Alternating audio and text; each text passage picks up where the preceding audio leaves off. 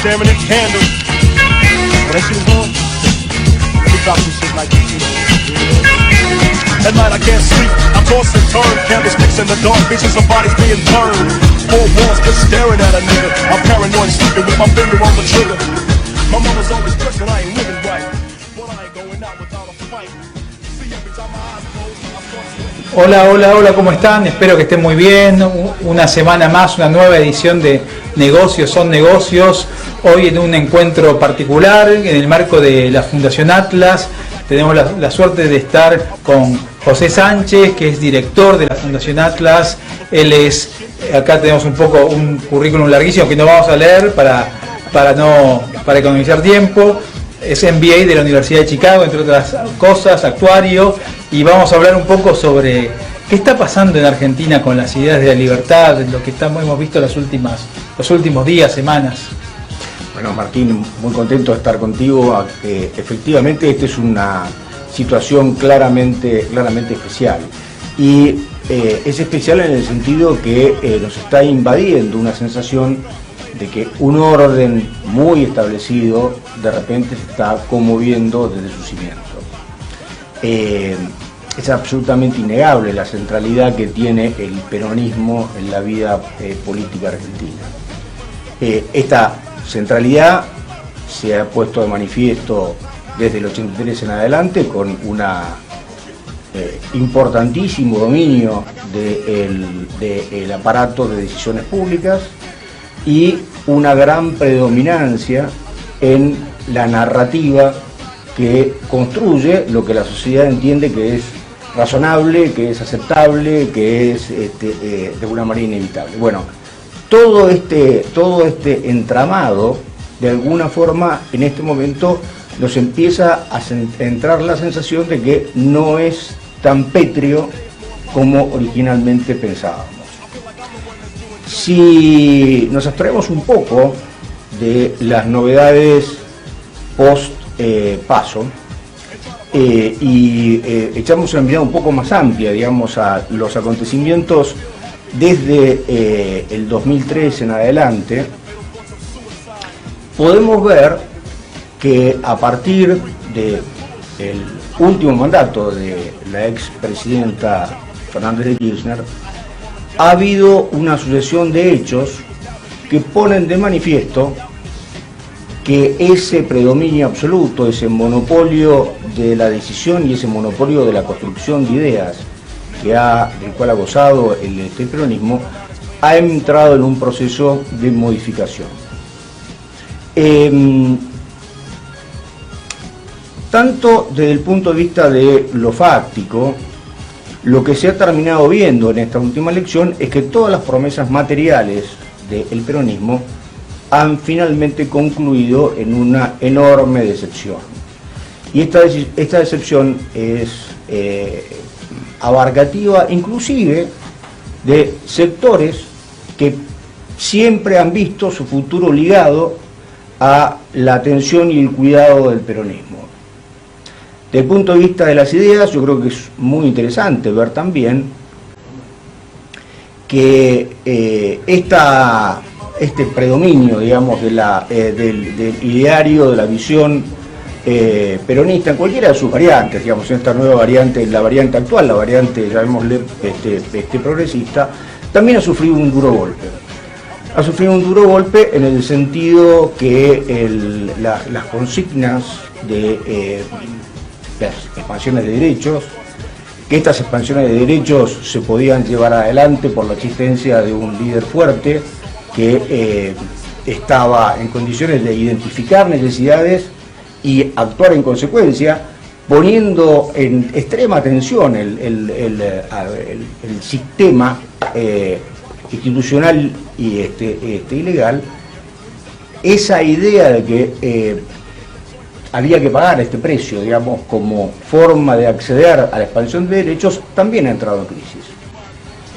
Ha entrado en crisis por errores, ha entrado en crisis por limitaciones, ha entrado en crisis por decepciones insalvables, pero evidentemente hoy la mayoría de la sociedad argentina no siente que el eslogan "el Estado te cuida" o "el gobierno te cuida" tenga ninguna clase de contacto con la realidad.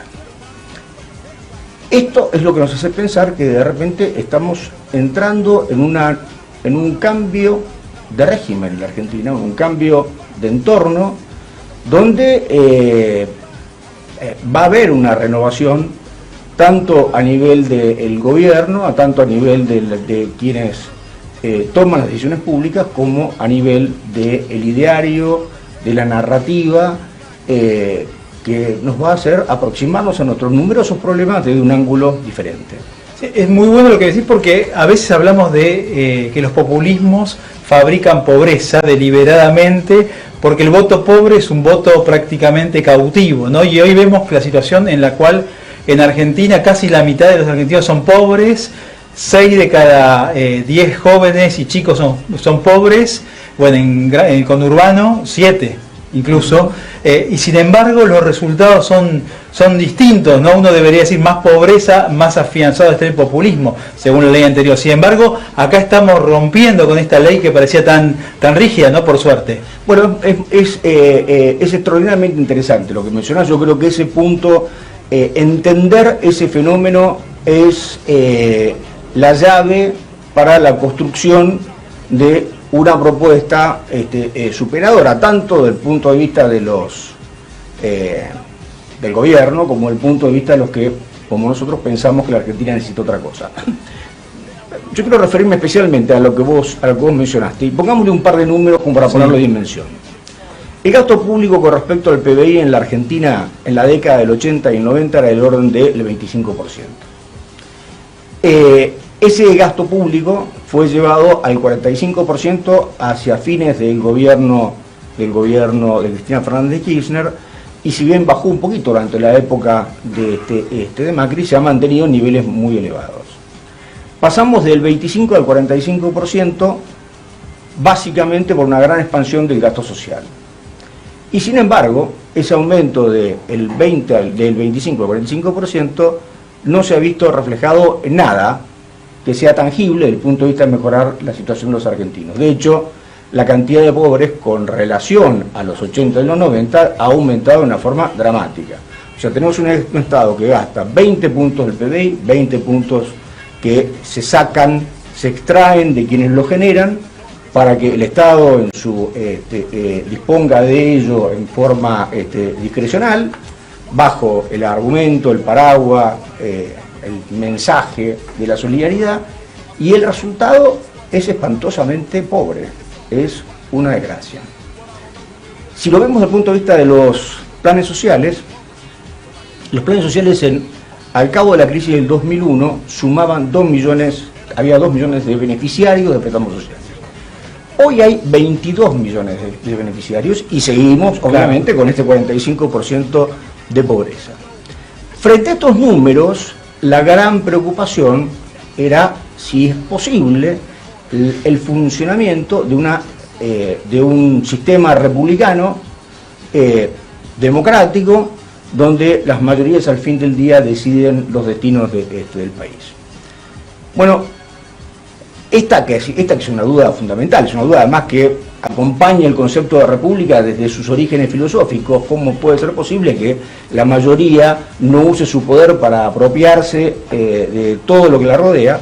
Bueno, en el caso particular nuestro nos da este resultado paradójico, que es, habiendo una enorme cantidad de dependientes, estos dependientes hoy le están dando la espalda al Estado. Le están dando la espalda a la mano que los alimenta, siguiendo la lógica de cómo se han armado estos planes sociales, digamos, que son intermediados por gente con una fuerte afinidad, digamos, con el peronismo.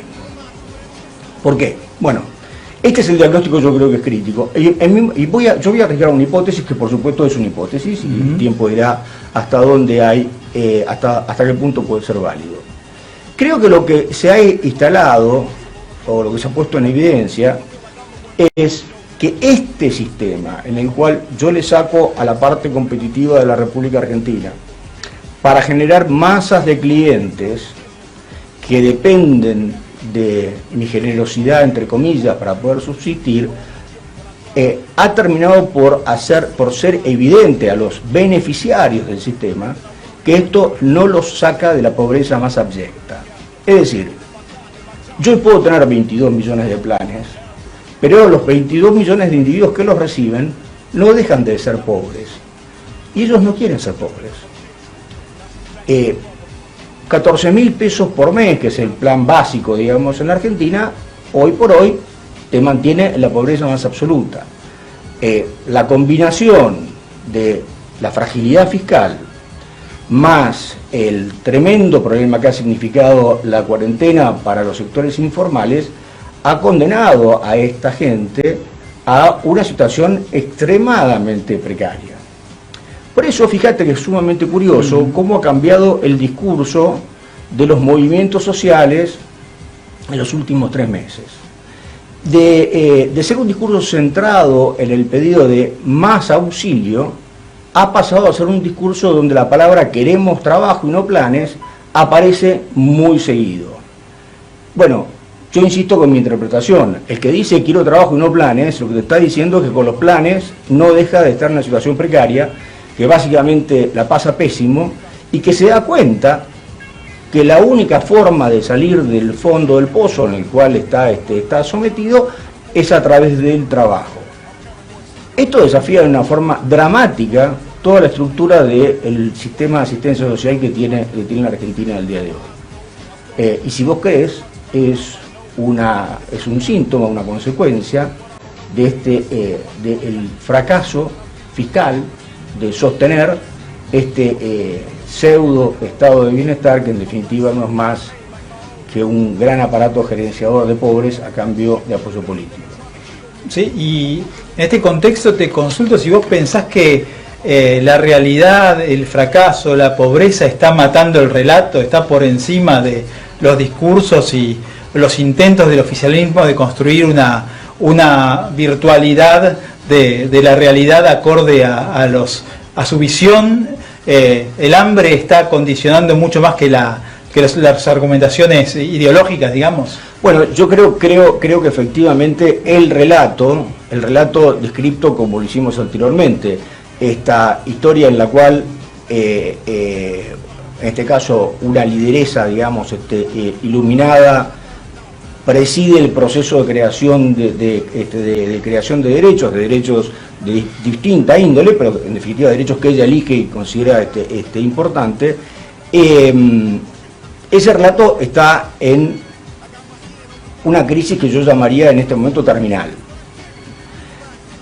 Tanto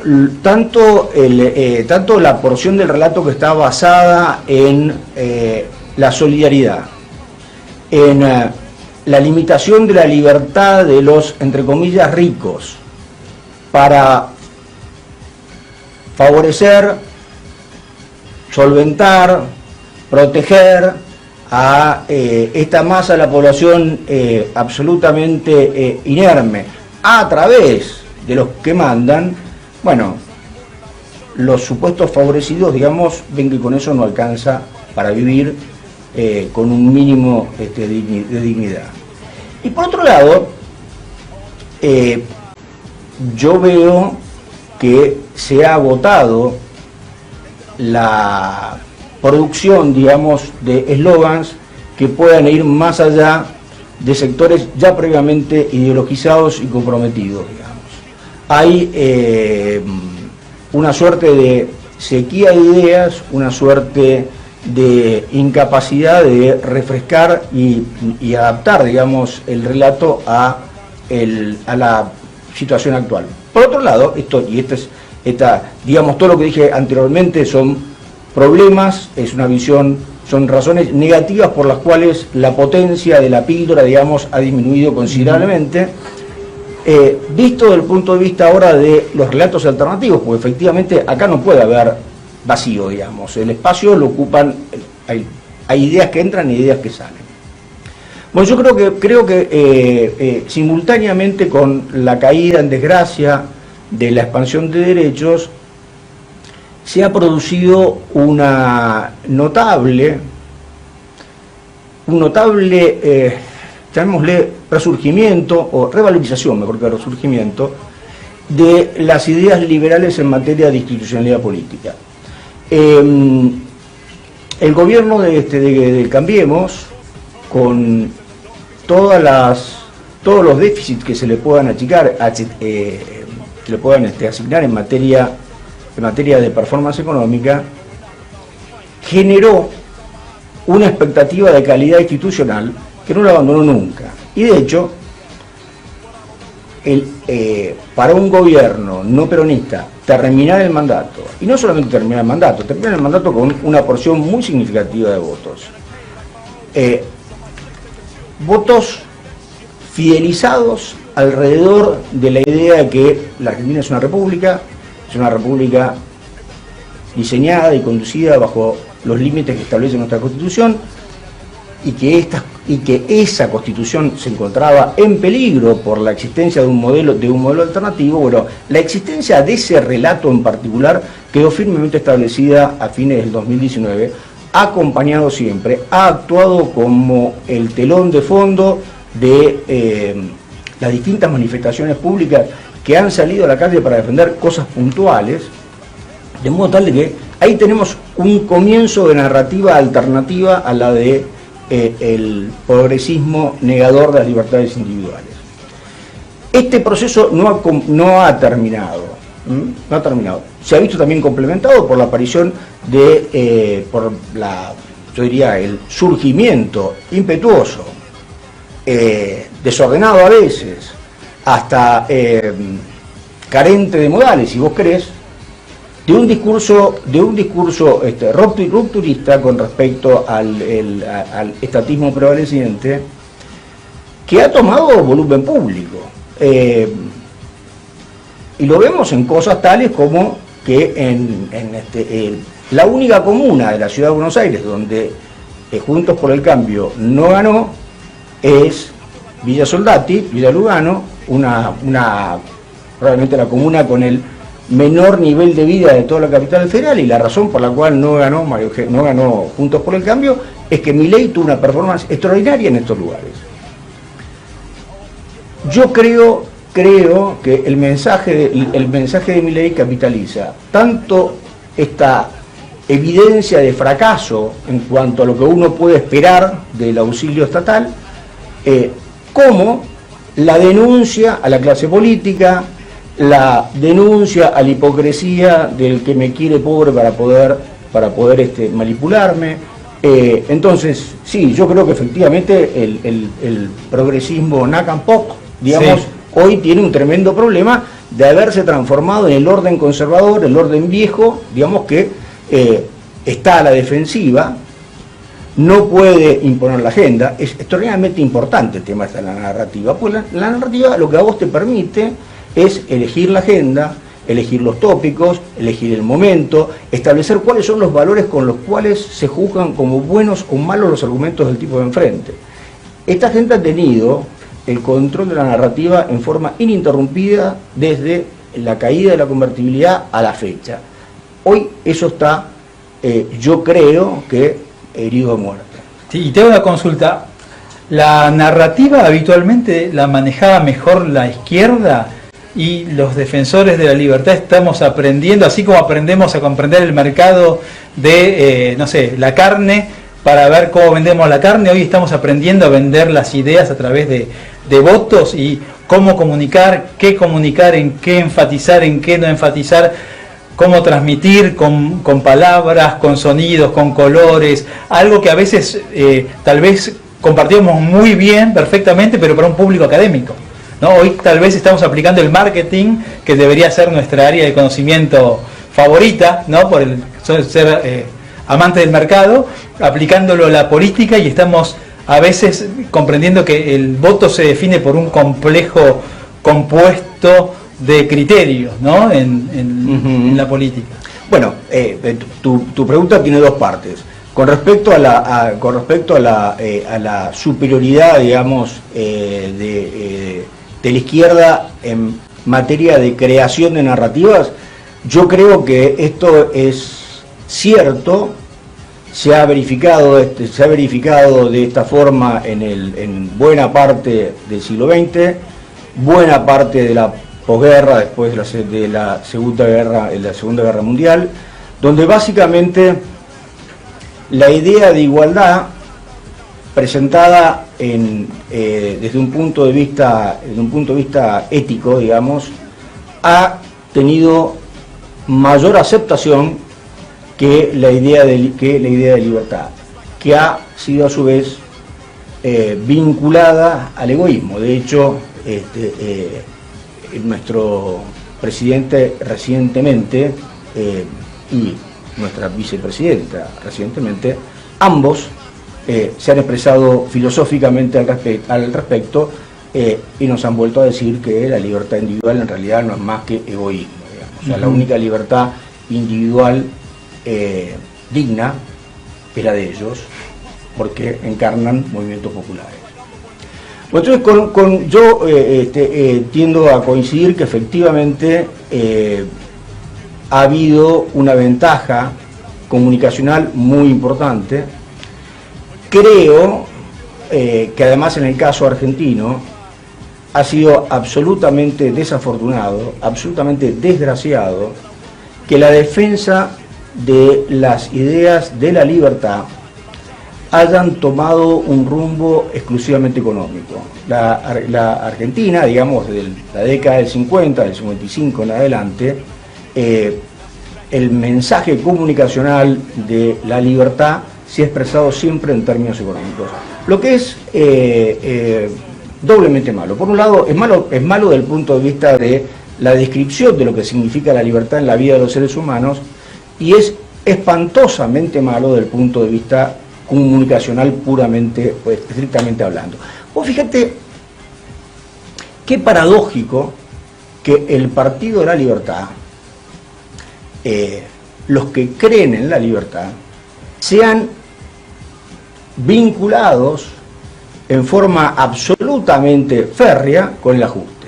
El ajuste es la negación de la libertad, es la pérdida justamente de la libertad, es hacer cosas que uno no quiere hacer porque no le queda más remedio.